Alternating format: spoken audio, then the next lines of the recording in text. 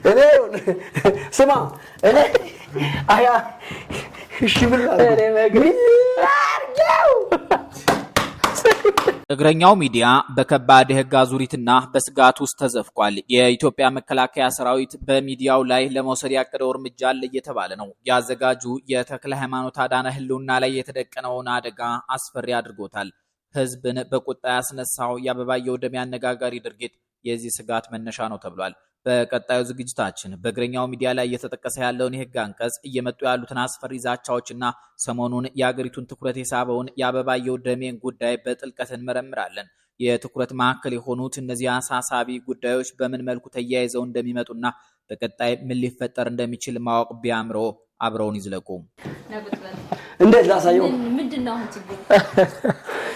ምን ደላርግ እየረበከኝ ያለው? በዘመናዊው ዓለም በተለይም በዲጂታል ቴክኖሎጂ መስፋፋት መረጃን ማግኘት ቀላል ቢሆንም መረጃን የማሰራጨቱ ሂደት ግን የዱር አራዊት ህግ እየተከተለ ነው። ማይክና ካሜራ የያዘ ሁሉ ጋዜጠኛ፣ ትንታኔ ሰጪ ወይም አክቲቪስት በመባል በየማህበራዊ ሚዲያው ይንጎራደዳል።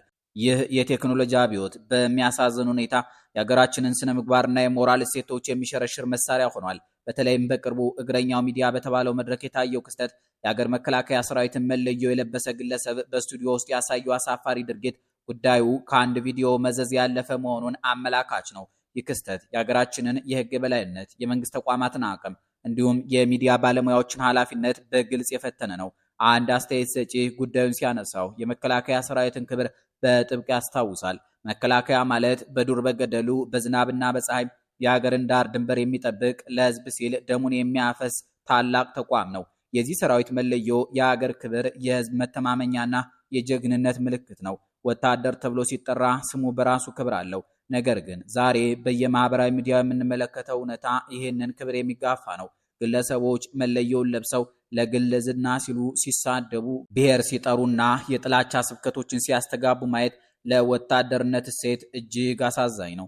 በእግረኛው ሚዲያ የታየው አበባየሁ ደሜ የተባለ ግለሰብ በስቱዲዮ ውስጥ ያለው አኳኋን መለዮውን የለበሰበትን ዓላማ ያረከሰ፣ የተቋሙን ታሪክ የደፈረና የሰራዊቱን ስነ ምግባር የተጋፋ ድርጊት ነው።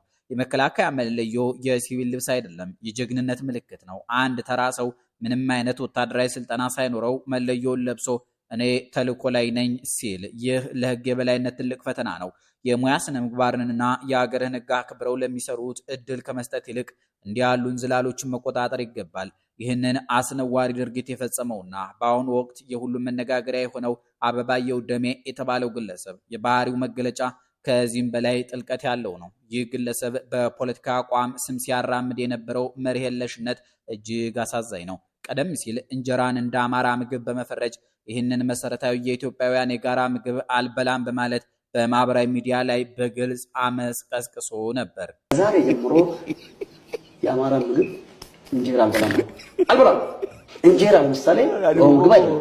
የኦሮሞ ምግብ ጨጨብሳ፣ አንጮቴ፣ አንጋ ይሄ እኔ ስበላደኩት። የህብረተሰቡን አንድነት ለማናጋት እንደ ዋና መሳሪያ ሲጠቀምበት የነበረው የጥላቻ አጀንዳ እንጀራን እንኳን የማይምር ነበር። ይሁን እንጂ በትናንትናው ዕለት በዚያው በስሙ በእግረኛው ፖድካስት ላይ እንጀራን ሲበላ ታይቷል። ይህም ግለሰቡ ለሚሰብከው የጥላቻ አጀንዳ ምንም አይነት እምነት እንደሌለው ይልቁንም ለግል ጥቅም ሲል ማንኛውንም መርህ መጣል የሚችል ሆዳምና ተለዋዋጭ መሆኑን በአደባባይ እያረጋገጠ ነው።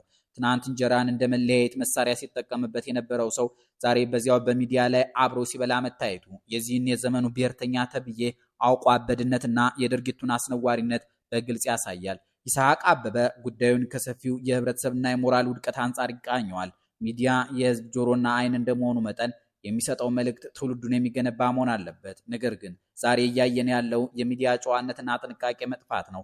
ይስሐቅ እንደሚለው የቴክኖሎጂ ምቾት ማንኛውም ግለሰብ ያለምንም ኃላፊነት እንዲፈነጭ እድል ሰጥቶታል። የሀገሪቱ ሞራል፣ ስነ ምግባር እንዲሁም ባህል ጥሰት የዲጂታል መድረኮች ዋና ትዕይንት መሆኑ በጣም አሳዛኝ ነው። ይስሐቅ አበበ እንዳነሳው ጠዋት የተናገሩትን ከሰዓት የማይደግሙ ወፈፌዎች የሚዲያውን አየር እንዲቆጣጠሩት መፈቀዱ የህብረተሰብ ውድቀት መገለጫ ነው።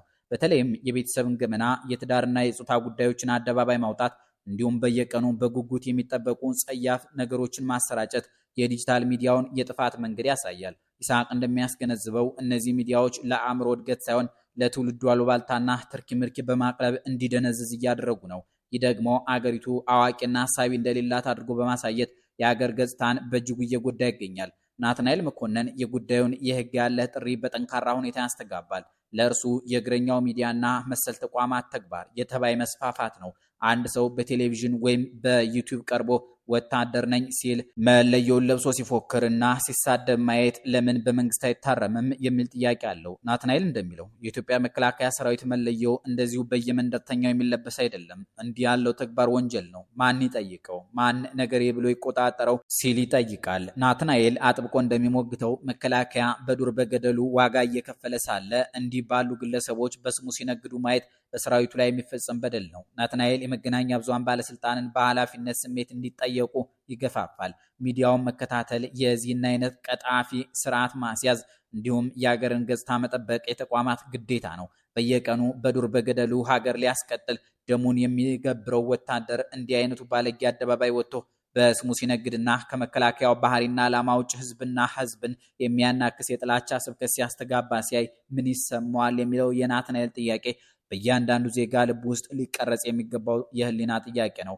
ይድነቃቸው ከበደ ደግሞ ጉዳዩን ወደ ሌላ ጥግ በመውሰድ የህግና የተቋሙን ደካማነት በሰላ ትችት ያጋልጣል። እሱ እንደሚለው የአበባየሁ ደሜ አይነት ግለሰቦች መፈንጨት የጊዜው የፖለቲካ አየር የፈጠረው ውጤት ነው።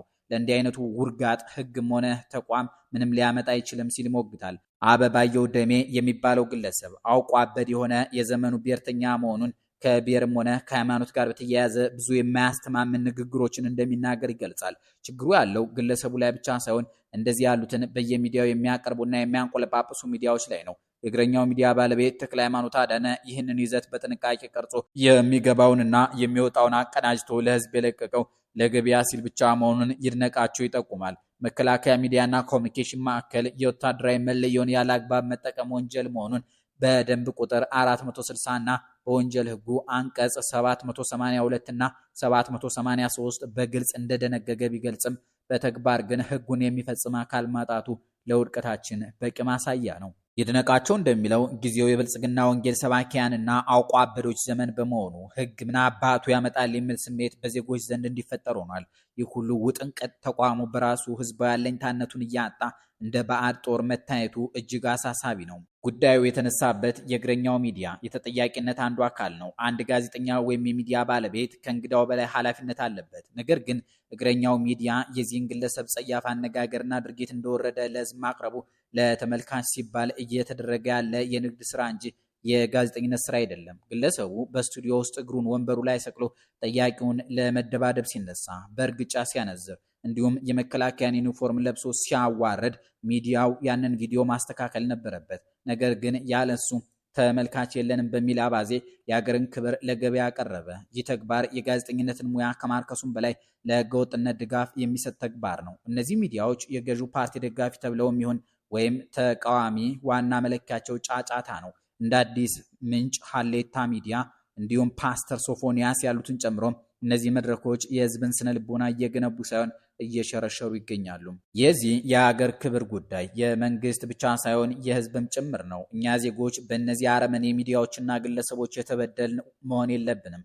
እንደዚህ አይነት ይዘቶች ማየት፣ ማጋራትና ለእነሱ እይታ መስጠት ማቆም አለብን። ማህበራዊ ሚዲያ ላይ ሪፖርት በማድረግ ይዘቶቹ እንዲወገዱ መርዳት ይገባል። በቤተሰብ በጓደኛና በስራ ቦታ ስለ ጉዳዩ መወያየት ግዴታ ነው። አገር ማለት ተቋሞቿ ናቸው። ተቋሞቿ ሲነኩ እኛም ተነክተናል ማለት ነው። እንደ ይስሐቅ ናትናኤልና ይድነቃቸው አመለካከት መፍትሄው ግልጽ ነው። ህግ ይከበር። የመከላከያ ዩኒፎርም የለበሰ በወታደር ስም የነገደ እንዲሁም ህገወጥ ድርጊት የፈጸመ ግለሰብ በህግ አግባብ ተጠያቂ መሆን አለበት። ይህ ለሌሎች አስተማሪ ይሆናል። የመገናኛ ብዙሃን ባለስልጣን የዲጂታል ሚዲያ መቆጣጠር የማይችል ከሆነ ህጉ መሻሻል አለበት። የብሮድካስት ህጉ የዩቲዩብ እና የፖድካስት ባለቤቶች መካተት አለባቸው። የሚዲያ ባለቤቶች የይዘት ምርመራ ሊኖራቸው ይገባል። በስቱዲዮ ውስጥ የሚደረግ ማንኛውም ድርጊት ለህዝብ ከመለቀቁ በፊት በጥንቃቄ መታየት አለበት። ኢትዮጵያ ሀገራችን የጀግኖች ታሪክ ባለቤት ናት። ያንን ጀግንነት የዘመሩት የከፈሉትና እያስረከቡ ያሉት የመከላከያ ሰራዊት አባላት ናቸው።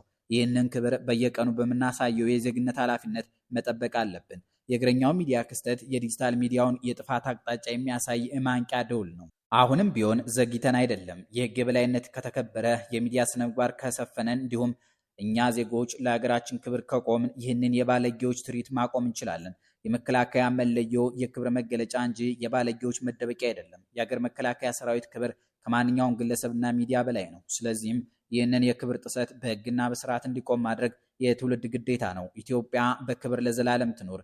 ይህ በይስሐቅ አበበ በናትናኤል መኮንንና በይድነቃቸው ከበደ የተነሱትን ነጥቦች መነሻ በማድረግ የተጠናቀረ የጋራ ብሔራዊ ስጋት መገለጫ ነው። የሰራዊቱን ስም በየመንገዱ የሚያነሳ መለዮውን እንደ ፋሽን የሚጠቀም እንዲሁም በክብሩ ላይ የሚቀልድ ማንኛውም አካል ከማህበረሰቡም ሆነ ከህግ መድረክ ተገቢውን ቁጥጥርና ቅጣት ሊያገኝ ይገባል። ሚዲያ የህዝብ ንብረት እንደመሆኑ መጠን የሀገራችንን ስነ ምግባርና እሴት በሚያንጸባርቅ መልኩ መመራት አለበት እንጂ በየቀኑ በምንሰማውና በምናየው የቅጥፈትና የጸያፍ ንግግሮች ማደግ የለበትም። ትውልዱ የሚማረው ከምንሰጠው አርአያ ነው። በመሆኑም ኃላፊነት የጎደላቸው የሚዲያ ባለቤቶችና ባለጌ ግለሰቦች የትውልድ ጠንቅ መሆናቸው በመገንዘብ ሁሉም አካል በየፊናው ተግቶ ሊሰራ ይገባል። የህግ የበላይነት ሲረጋገጥና የሚዲያ ባለስልጣን ተገቢውን ቁጥጥር ሲያገኝ የሀገር ክብር እንደ ጠባቂው ሰራዊት ከፍ ብሎ ይኖራል። መከላከያ ሰራዊታችን የኛ ኩራት ነው። ይህ ኩራት በየቀኑ ባሉባልታና በህገወጥ ተግባራት መደፈር የለበትም። ኢትዮጵያውያን ለሀገራቸው ክብር፣ ለሰራዊታቸው ሞገስና ለትውልድ ቀጣይነት በአንድነት መቆም አለብን። ድርጊቱ ይቁም፣ ህግ ይከበር፣ የሀገር ክብርም ይጠበቅ። እነዚህ የጋራ ጥሪዎች ናቸው። እያንዳንዱ ዜጋ ኃላፊነቱን ሲወጣ የሀገር ክብር ከፍ ይላል፣ የሰራዊቱ ስምም ከጭቃ ይነሳል። ለወደፊቱ የተሻለ ሚዲያ አጠቃቀምና የህግ የበላይነት ያለው ስርዓት ለመገንባት ሁላችንም የየራሳችንን ድርሻ እንወጣ። የእኛን ጨርሰናል። አስተያየት መስጫው ላይ ቴዲ አፍሮ ዳስጣል በተሰኘው ዘፈኑ ውስጥ ወደ መጨረሻ አካባቢ የሚያነሳቸውን ስንኞች አስታውሱን። በተለይ የኒያና ናብስቱ እያለ የሚያነሳቸው በጣም አሳዛኝ አገላለጾች አሉት። በ1928 ዓ.ም ኢትዮጵያ ከጣሊያን ጋር ስትዋጋ በእሳት የተቃጠሉትን ኢትዮጵያውያን ያስታወሰበት ስንኝም የሚታወስ ነው። ከነዚያ ስንኞች መካከል ያስታወሳችሁትን አስተያየት መስጫው ላይ ጻፉልን። አበቃን። ሰላም ይስጥልን።